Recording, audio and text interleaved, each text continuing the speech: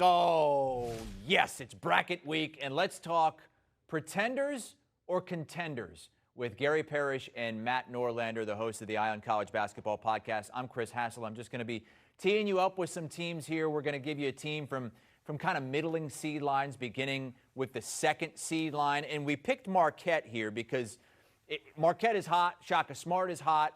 But, Gary, it's been a long time since Shaka has had any success in the NCAA tournament, 7 straight losses. Is Marquette a pretender or a contender this year?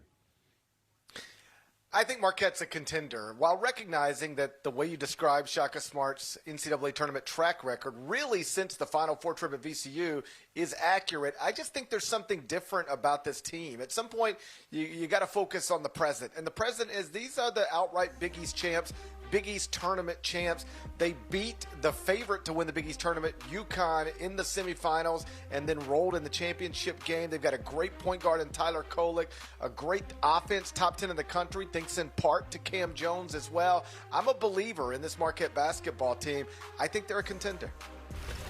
If we are talking national championship, pretender. If we are talking Final Four, contender, those are two different things. As Parrish and I have mentioned with regularity over the years on the Eye on College Basketball podcast, it ain't the same thing winning in March when you talk 6 games versus 4 games. Every game gets tougher. Every game gets bigger.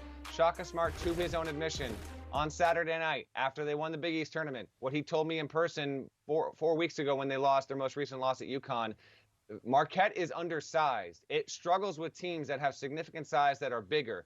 And now defensively it's improved. Offensively it's for real. I don't believe Marquette can win 6 games and win the national championship, but I do think it's good enough, particularly with the right matchups, to break through the East region and wind up in the Final Four. All right, contenders for the Final Four. They have their highest seed of all time. How about third-seeded Gonzaga? They are a shoe-in for the Sweet 16, it seems like, each and every season, but they have yet to get over the hump, Matt. I feel like we're undervaluing this team because they kind of fell off the radar without winning a conference championship in the regular season. But can this team do what the last couple teams have done and compete for a title? Contender. Best offense in the sport. And as Gary Parrish knows, if you go to barttorvik.com, you can sort the data and you can actually select a start date and say, how good has this team been in the entirety of college basketball from this date to this date? Guess what? If you go back 6 weeks to now, the most efficient team in the sport, the Gonzaga Bulldogs. Mark Few could not be more thrilled to be a 3 seed, tucked in a very tough West region, going to Vegas if they can make an 8th straight Sweet 16, which I think they will. Gonzaga is a contender. There is no question about it. Oh, by the way, they've got an All-American playing his best ball ever in Drew Timme. I knew I was going to regret teaching you how to sort data over at barttorvik.com because now you're taking all of my bullet points, but you're right. Like, go back to February 1st, start sorting the data from there. Gonzaga, according to barttorvik.com, has been the best team in the country. Hassel, you're exactly right because they took some unusual losses relative to what they normally do early in the season. The Zags sort of got pushed off the national radar a little bit, even though I consistently said this might not be one of the 5 best teams in the country, but it's still one of the top 15 to 20, and they never really fell out of that range all season. Now, again, quite literally playing like the best team in the country, this is undeniably a contender. All right, 9 straight victories for the Gonzaga Bulldogs. They are a contender. How about the 4 line? And out of the 4s, we picked Indiana because it's been a long time since they've gone deep into a tournament, over 20 years since they've even made an Elite 8. But they have one of the elite players in college basketball this season, Gary. Some would argue the best player in college basketball in Trayce Jackson-Davis. I lean more toward pretender than contender, although if you would have asked me this a month ago, I would have said contender because I love the 1-2 duo of Jalen Hood-Schifino and Trayce Jackson-Davis. Zach Edey's the Big Ten Player of the Year. He would get my vote for National Player of the Year, but Trayce Jackson-Davis, to your point, Hassel, has been right there. This team has the potential to contend, but they're just 4-4 in their past 8 games. I think they are really in a tough spot in their round of 32 if they get there, because I've got them playing a Drake team that's been operating at a really high level over the past month or so, performing like one of the top 20 teams in America. So I'll lean more toward pretender, but keep in mind, if we look up at Indiana's in the Final Four, they always had the two dudes that were capable of getting them there. Quoting the great Dave Grohl, I'm finished making sense, done pleading ignorance, that whole defense. That is, of course, The Pretender by Foo Fighters. And Indiana's defense is not good enough. Trace Jackson-Davis has been the second best player in the country this season. I have Kent State beating Indiana right in front of my very own eyes. I will be there in Albany, so I'm looking forward to this pick blowing up in my face, as they often do. But I don't think Indiana is a viable contender to make the Final Four, which is not a common thing for me to say about a team that has unquestionably a top 3 player in the country and unquestionably a top 5 freshman in the country, 2 different guys. Indiana has those pieces.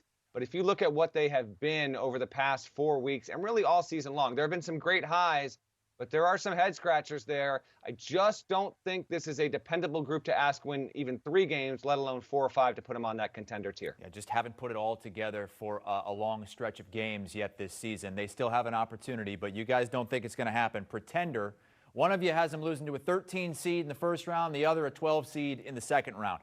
Let's go to 5th-seeded Duke. Interesting case here. I can't tell you how many texts I've gotten, I guess probably 3 or 4, from people who have said, wait, it seemed like it was a wait, Oh, I thought Duke was bad this year because they kind of checked in late and they see them just roll in the ACC in the tournament. They come in red hot. It's their lowest seed since 2007, though, Gary. Are they a pretender or contender? Contender. This team is on a 9-game winning streak. Again, according to BartTorvik.com, if you sort the data over the past month, been playing like a top 10 team in the country. And it's not hard to figure out why. Whether it's John Calipari's one-and-done teams or Mike Krzyzewski's one-and-done teams, they almost always get better as the season progresses because, the freshmen grow up. In this case, at Duke, one of the freshmen, Dariq Whitehead, has been hurt much of the season. Derek Lively gave him nothing for a pretty significant amount of time. But now Lively's giving them meaningful minutes. He's never going to lead them in scoring, but he's altering shots and grabbing rebounds, getting points, dunks, lobs here and there.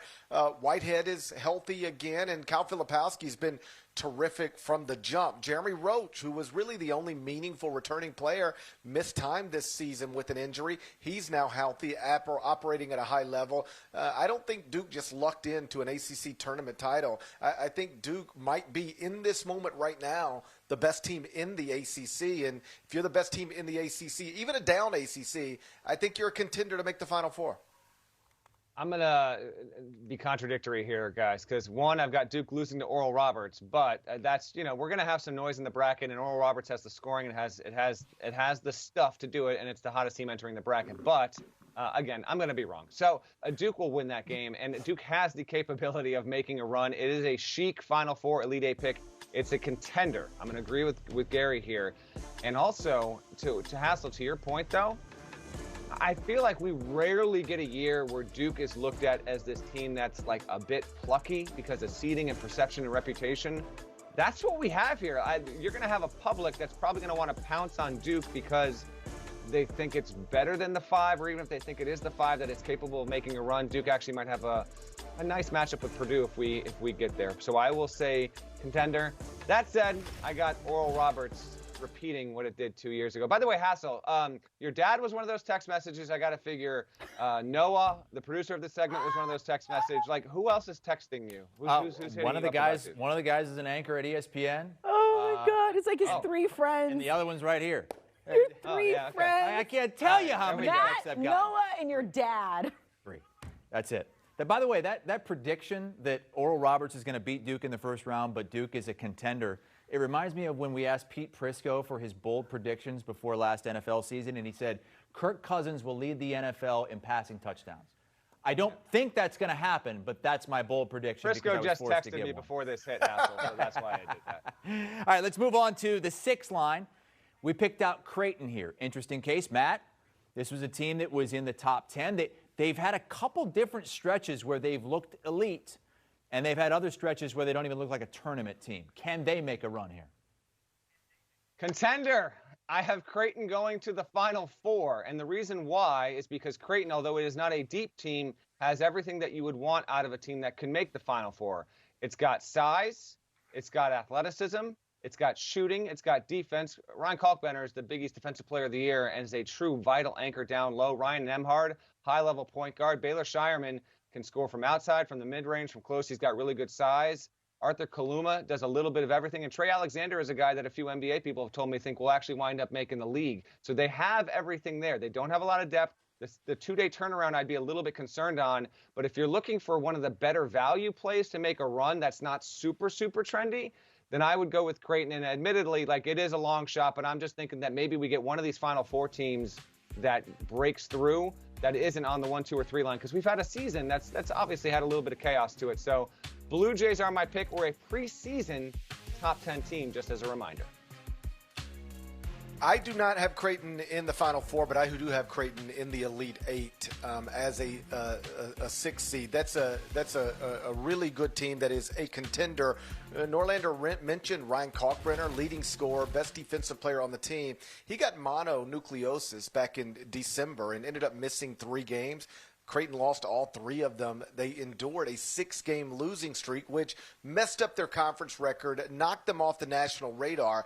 But Kalkbrenner returned on December 22nd, and not to beat a dead horse, but if you go to barttorvik.com and sort the data from the day Ryan Kalkbrenner returned to this day right now, Creighton has performed like a top 10 team in the country. This is one of the best teams in the country since that guy's been back healthy and available. It won't be surprising to anybody if they are knocking on the door of a Final Four or if they're even there. barttorvik.com. How do you spell that again, Gary? B?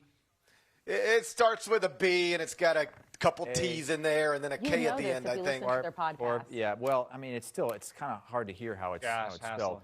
Hey, You don't start data. we got one more for you. I just go by standings, guys. 7 seed or higher with the best chance to make a run. Gary, I'm going to go to you because I love the team that you're riding with.